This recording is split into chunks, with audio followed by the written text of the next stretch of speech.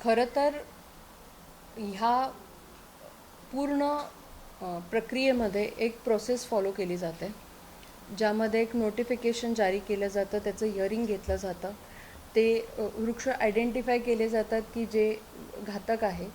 आपण जर याचा अभ्यास केला तर 2015पासून ते 2019 मेपर्यंतची अजून काय आकडेवारी येते आहे माझ्याकडे, पण ह्या 4 ते 5 वर्षामध्येच जवळजवळ 23 लोक जखमी झालेत आणि 31 लोक मृत्युमुखी पडलेत ह्या झाडांवरती आदळून. त्यामुळे मला असं वाटतं की कधी कधी आपल्याकडे खूप जास्त पर्याय नसतात, काही डिसिजन्स, कठोर निर्णय आपल्याला घ्यावे लागतात. आपल्याला कधी कधी चुकीचं आणि अतिचुकीचं म्हणजे बॅड की वर्स याच्यामधलं निवडावं लागतं. आणि मला असं वाटतं की काहीही झालं तरी मानवी जीव हा सर्वश्रेष्ठ आहे. आणि त्याकरता जर आपल्याला काही करावं लागत असेल, विकास कामं हे दुय्यम आहेत माझ्या मते. अजून काही जीव वाचवता आले तर ते वाचवावे. आपण पाहता न्यायालयीन प्रक्रियेत सुद्धा जेव्हा एखाद्याला, कसाबचंच उदाहरण घ्या, त्याला किती दिवस जिवंत ठेवलं, एवढी मोठी अक्षम्य चूक केलेला माणूस होता, त्याच्या विरोधात सगळं काही होतं, तरीसुद्धा न्यायालयाने किती वर्ष घेतले मला सांगा. आणि हे करत असताना प्रत्येक आपले पोलीस वर्ग असतील किंवा न्यायालयीन प्रक्रिया असेल तिथे आपल्याला सांगण्यात येतं, डॉक्टरांनाही शपथ दिली जाते की आपल्याला जीव वाचवायचे आहेत. मग माझं एकदम सोपं म्हणणं आहे की ज्या परिवारांनी आपल्या ह्या कुटुंबातील सदस्यांचे जीव गमावले त्यांच्याकडे कुणी पाहतंय की नाही, त्यांना कुणी विचारलंय की नाही, आणि जर त्यांची वस्तुस्थिती अवस्था तुम्ही बघितली तर हे फक्त 4च वर्षांचा डेटा आहे की 31 लोक मृत्युमुखी पडलेत, काही जण अपंग झालेले आहेत, त्यांच्या पुढच्या जीवनाबद्दल कुणी विचार करत नाही. त्याच पद्धतीने रोज ही जी वृक्ष आहेत, आपण म्हणतच नाही आहे की वृक्षतोड झाली पाहिजे. पर्यावरणप्रेमी आम्ही देखील आहोत, आम्ही पण नाशिककर आहोत आणि नक्कीच एक हरित कुंभ, हरित नाशिक आपल्याला घडवायचं आहे, या विचारांचे आम्ही आहोत. पण हे करत असताना आपली जी लोकसंख्या आहे ती किती वाढली आहे. 5 वर्ष जर असा डेटा आपल्यासमोर येत असेल, गेल्या 12 वर्षापासून ही जी झाडं होती ती काढली नव्हती आणि त्यावरती झालेले सातत्याने जर अपघाताचा आपण संख्या पाहिली तर ती वाढत चालली आहे. अजून 5 वर्षात नक्कीच जेवढी लोकसंख्या, जेवढी वर्दळ वाढली आहे, 12 लाख लोकसंख्येनुसार खरं तर हे रस्ते प्लॅन केले होते. आणि आता जेव्हा आपली लोकसंख्या ही 25 लाखाच्या वर आहे, दुपटीने, तर हे रस्ते मोठे होणं ही आजची गरज आहे. आपण बघितलं तर मूळ गंगापूर रोड जो आहे तो सर्व शिक्षण संस्था तिथे आहेत, कॉलेजेस तिथे आहेत, मोठमोठे पुढे लॉन्स तयार करण्यात आले आहेत जिथे लग्न समारोह होतात. आणि हे होत असताना अनेक प्रकारची वाहनं त्यावरनं जातात, वाहनांची संख्या देखील दुपटी तिपटीने वाढलेली आहे. आणि हे सगळं होत असताना आपण प्रोव्हिजन्स म्हणून महानगरपालिकाने रस्ते, पाणी, लाईट आणि एज्युकेशन आणि आरोग्य देणं अपेक्षित आहे. तर आम्ही तेच करतोय जे आम्हाला करणं क्रमप्राप्त आहे. त्याच्यात एक महत्त्वाचा मुद्दा असा आहे की वृक्षप्रेमींचं असं म्हणणं होतं की न्यायालयाचा निर्णय येईपर्यंत थांबणं आवश्यक होतं किंवा त्यांना विश्वासात घेऊन तुम्ही ही प्रक्रिया केली. हिअरिंग झालेली आहे ना, विश्वासात घेऊन म्हणजे हिअरिंग झालेली आहे, नोटिफिकेशन दिलेलं आहे. जर 17 फेब्रुवारीला नोटिफिकेशन निघालेलं आहे, त्याच्यानंतर हिअरिंगची प्रक्रिया झाली आहे, अजून कुठल्या प्रकारे विश्वासात घेणं अपेक्षित आहे. आणि याच्यात आकडेवारी दिलेली आहे, अशा पद्धतीने नोटीस दिलेली आहे, ही नोटिफिकेशन जारी केलेली आहे. त्यानंतर याचा जर तुम्ही क्रम बघितला तर पेपर नोटीस 17 तारखेला आहे, हिअरिंग 30 मार्चला झालेली आहे. आणि त्यानंतर हे अशा पद्धतीने झाडांवरती आपण लिहिलेलं आहे की झाड तेच, जागा नवीन, रिप्लांटेशन करण्यासाठी हे सांगण्यात आलेलं आहे.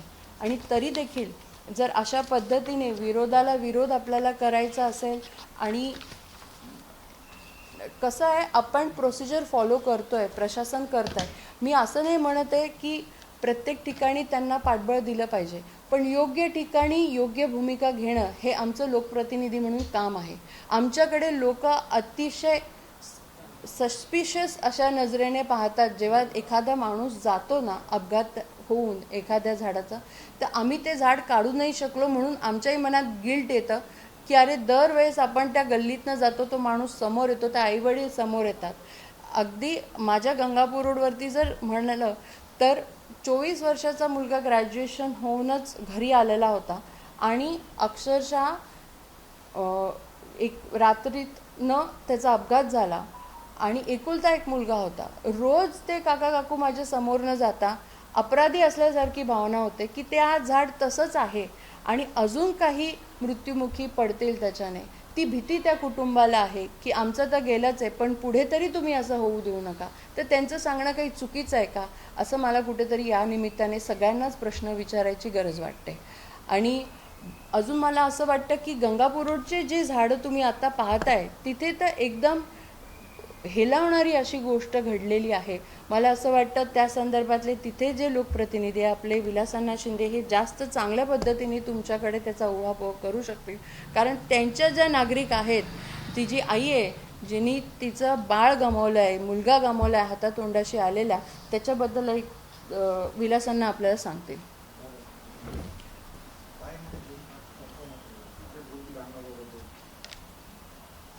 नाशिक महानगरपालिकेने झाडांच्या बाबतीमध्ये त्या ठिकाणी कोर्टाच्या आदेशाप्रमाणे स्थळ निरीक्षण घेण्यासाठी महानगरपालिकेकडनं एक नोटीस पेपरला जारी झाली होती. तिच्या तारखा आता माझ्याकडे पण त्या तुम्हाला मी देतो. ती नोटीस जारी झाल्यानंतर त्या ठिकाणी स्थळ निरीक्षणासाठी एक तारीख ठरवण्यात आली. महापालिकेचं असं पेपर नोटीस आली आणि याचं कारण असं होतं की ज्या नागरिकांचा झाड काढायला विरोध आहे अशा लोकांनी आपलं मत जे काय ते येऊन नोंदावं आणि ज्यांचा विरोध नाही आहे का ज्यांचं म्हणणं आहे की झाडं काढू नका त्यांचं पण नोंदवावं. याच्याकरता नाशिक महानगरपालिकेचे उपायुक्त विवेक भदाने यांनी त्या ठिकाणी हिअरिंग घेतलं. 2 जुलैची तारीख होती आणि त्या हिअरिंगच्या दिवशी त्या ठिकाणी प्रचंड अशा संख्येने नागरिक त्या ठिकाणी स्थानिक नागरिक जमा झाले, जे सफर होत आहे रोज. आणि झाडं काढू नये असे सांगणारे वृक्षप्रेमीसुद्धा त्या ठिकाणी जमा झाले. ते मला वाटतं 15-20 लोक असतील. परंतु असं असताना या ठिकाणी स्वाक्षरी मोहीम सुरू असताना त्या ठिकाणी बाचाबाची झाली. बाचाबाची झाल्यानंतर काही विध्वंसक शब्दात ते बोलण्यात आलं आणि मग काय झालं, त्या ठिकाणी वाद उपस्थित झाला, पोलीस प्रशासन आलं. परंतु मला हे सांगायचं आहे, ह्या सगळ्या गोष्टी नियमात आहे किंवा काय आहे हे प्रशासन बघेल. परंतु एक ज्या माऊलीचा मुलगा त्या ठिकाणी गमावलेला आहे त्यांची मला खरं तर इतकं वाईट वाटलं की ज्यांच्या कुटुंबातला मुलगा जातो त्या माऊलीवर काय बितते हे मी तुम्हाला एक थोडक्यात ऐकवतो. त्यांनी मला माझ्याशी झालेला त्यांचा संपर्क आहे, अशा अनेक नागरिकांचा माझ्याशी संपर्क झाला आहे.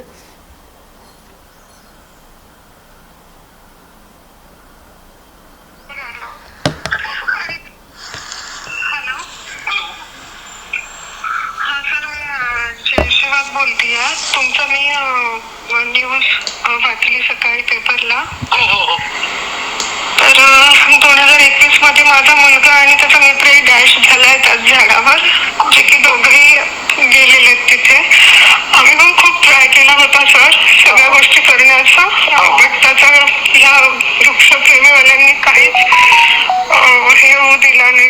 खूप दिवस जेव्हा शुद्ध आली आम्हाला त्याच्यानंतर, म्हणजे मी 2 वर्ष डिप्रेशन मध्ये होती. आम्ही खूप प्रयत्न केले त्या झाडाचे. मला सतत असं स्वप्न यायचं की मम्मी माझी काहीच चूक नव्हती, अचानक ते झाड माझ्या समोर आलं. आणि तिथले पोलीस असं सांगतात की स्ट्रीट लाईट बंद झाले, पहाटे गेलो होता तो, स्ट्रीट लाईट बंद झाले आणि 1-2 मिनिटात आवाज आला, त्याला ते झाड दिसलं नाही. म्हणजे मला सांगायचं एक आहे की याच्यामध्ये ह्या भावना, ह्या कुठेतरी भावना तुम्ही समजून घेणार आहे का नाही. ज्या कुटुंबातला ज्या आईचा मुलगा स्वतःचा पोटचा मुलगा जातो, स्कॉलर मुलगा जो शिक्षणासाठी परदेशात चालला होता आणि दर्शन घ्यायला म्हणून गेला, तो दारू पिलेला होता, तुम्ही असं म्हणता. हा एका मातेचा अपमान आहे, अवमान आहे. आणि ज्याला भावना आहे त्याला या गोष्टी कळणार आहे. पण एक लोकप्रतिनिधी या नात्याने त्या ठिकाणी ज्यावेळेस नागरिक आशा ताईंनी सांगितल्याप्रमाणे जेव्हा त्यांच्या व्यथा आमच्यापाशी मांडतात तर खरोखरच ज्याला हृदय असेल, मन असेल ना, त्याच्या भावना आहे ना, त्या लगेच त्या ठिकाणी करतो. पण ज्यांना मन नाही आहे, आम्ही काही वृक्षाच्या विरोधात नाही आहे. आज गंगापूर रोडला जे आपल्याला वृक्ष दिसत आहेत दोन्ही बाजूने एकदम प्लॅन करून लावलेले, ते विलास शिंदेने आणि सर्व तेथील स्थानिक नागरिकांनी लावलेले.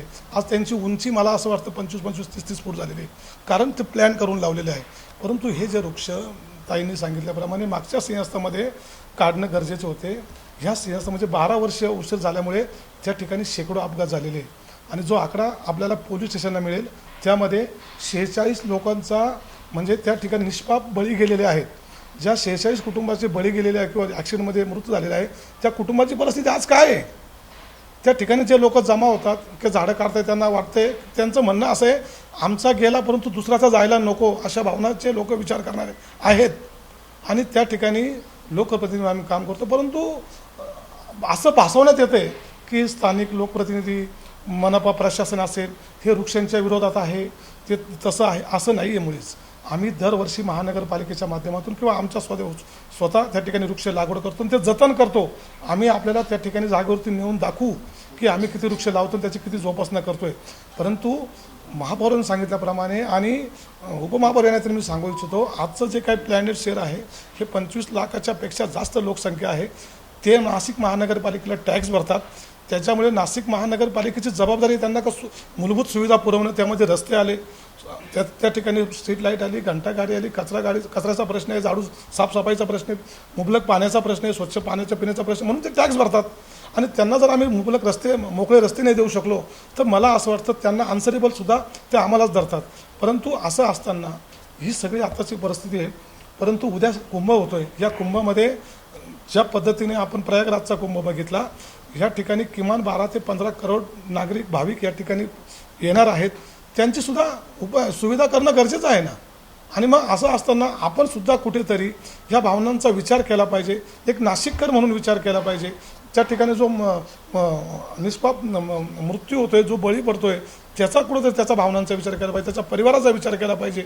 आणि मला असं वाटतंय या ठिकाणी जे काही मनपा प्रशासनाच्या माध्यमातून जे काम होते ते कामाची सुद्धा यापूर्वीसुद्धा दखल घेतलेली आहे. पण काय होतं, जायचं, काही लोकांनी जायचं तिकडे गोंधळ घालायचा, गोंधळ घालून त्याला वेगळी दिशा द्यायची, दिशा देऊन त्याची त्या ठिकाणी स्थानिक लोकप्रतिनिधी असतील किंवा प्रशासन असेल हे किती चुकीचं काम करताय असं निदर्शनास आणून द्यायचं. मला असं वाटतं एक नाशिककर म्हणून. आणि आपली ही जी भूमी आहे ही प्रभू रामचंद्राच्या पदस्पर्शाने पावनभूमी झालेली आहे. या ठिकाणी एक वेगळा ऐतिहासिक, सांस्कृतिक, धार्मिक वारसा आपल्याकडे आहे. आणि याचं चांगलं नियोजन नाशिक शहराचा नावलौकिक हा चांगला करण्यासाठी या सगळ्या भविष्याच्या या गोष्टी करणं गरजेचं आहे. आमची सगळ्यांची भूमिका जी आहे ती संवाद साधण्याचीच आहे. आपण गेल्या काही काळात बघितलं आहे, आम्ही दोघंही तपोवनात देखील गेलो होतो. एक समिती स्थापन करा म्हणून पण त्यांना सांगितलं होतं. अद्यापपर्यंत त्यांच्यात कोणत्याही गोष्टीमध्ये समन्वय नाही आणि त्यांनी कोणत्याही पद्धतीने सगळ्यांची नावं समावेशक होतील किंवा जे कोणी पर्यावरणप्रेमी आहेत त्यांची एक अशी सुनियोजित यादी आमच्यापर्यंत, त्यांच्यामध्ये एक वाक्यता देखील नाही. तुम्ही पाहाल तपोवनात वेगळे लोक आंदोलन करतात, कालच्या आंदोलनात वेगळे चेहरे पाहायला मिळाले. त्याच्यामुळे हे आहेत कोण हेच आपल्याला खरं तपास करायला पाहिजे. आता काही या आंदोलनामध्ये काही उपद्रवी लोक घुसले असं तुम्हाला म्हणायचं का? कारण एवढं सगळं झालेलं असताना देखील त्यांना ह्या गोष्टी कळत नाही का या झाडांमुळे? नाही, निश्चितपणे मला काय म्हणायचं आहे की तुम्ही स्वतः तिथे होतात तर तुम्हाला पण काही नवीन चेहरे दिसलेच असतील तिथे. त्यामुळे माझं असं म्हणणं आहे की वृक्षप्रेमी सगळेजण आहेत. वृक्षांसाठी जी काय आमची भावना आहे, तुमची भावना आहे ती एकसारखीच आहे. वृक्ष लागले पाहिजे. आपल्याला कुंभ हा हरितच करायचा आहे, तो विषयच नाही आहे. आम्ही त्याचा उहापोह करतो आहे. पण जिथे आपल्याला प्रोसिजर फॉलो होऊन सगळ्या गोष्टी घडत आहेत त्याला पण तुम्ही विरोधाला विरोध करून नवीन चेहरे समोर येऊन अतिशय रील पोस्ट करणे, त्याच्यात प्रसिद्धी मिळवणे, हा हेतू कुठेतरी जेव्हा आम्हाला जाणवतो तेव्हा असं वाटतं की आपण माणुसकी तर सोडून दिलेली नाही आहे. तुम्ही एका बाजूला वृक्ष ठेवता आणि एका बाजूला मनुष्याचा जीव ठेवता, याचंही भान त्यांना नाही आहे. पण आज कोर्टामध्ये जे झालं सुनावणी की एक महापालिकेची मोडच आहे अशा पद्धतीने चर्चा झाली की जाहिरात द्यायची आणि लगेचच ती झाडं तोडायला घ्यायची लोकांना. 17 फेब्रुवारीची जाहिरात आहे, याला लगेच म्हणता येईल का?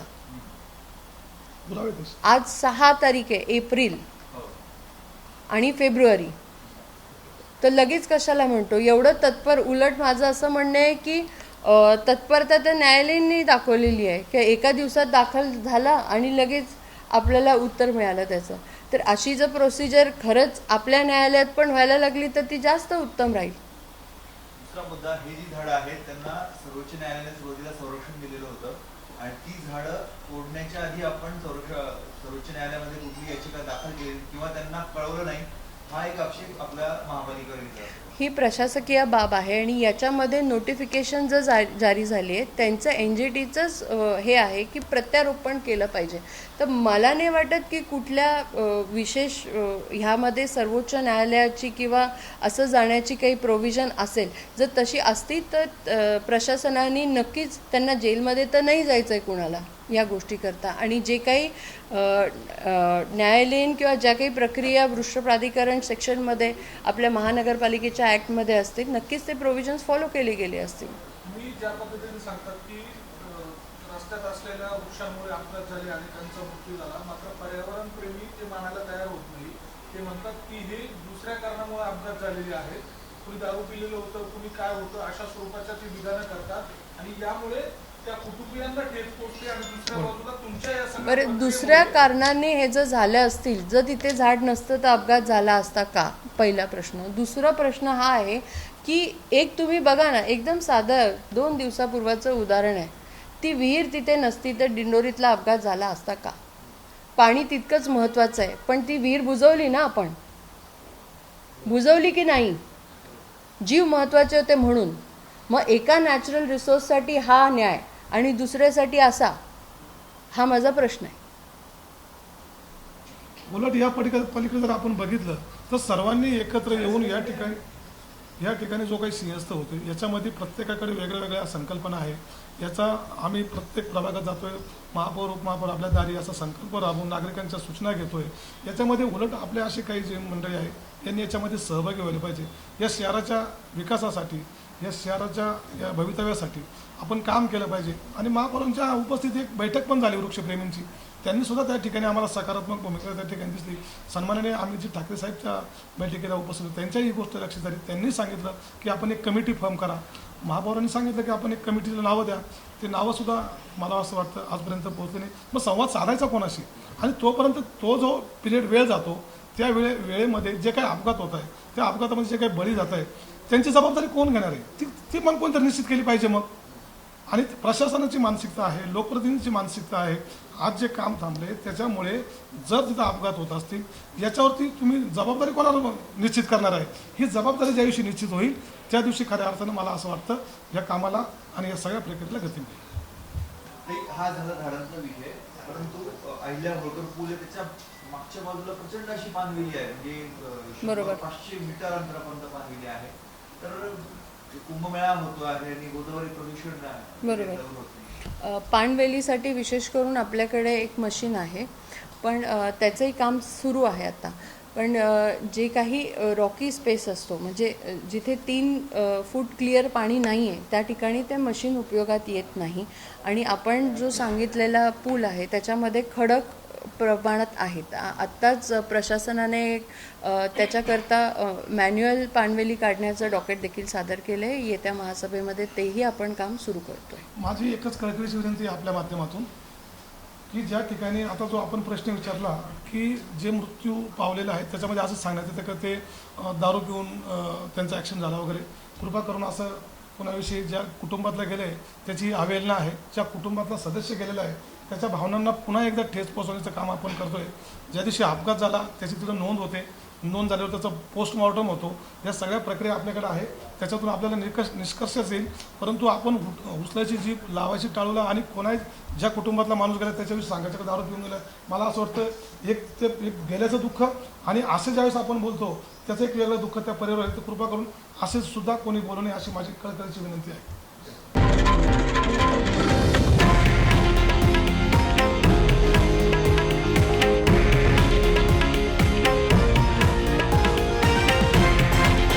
हे आहे देशातील नंबर 1 न्यूज नेटवर्क आणि आपण पाहत आहात TV9 मराठी, एकमेव.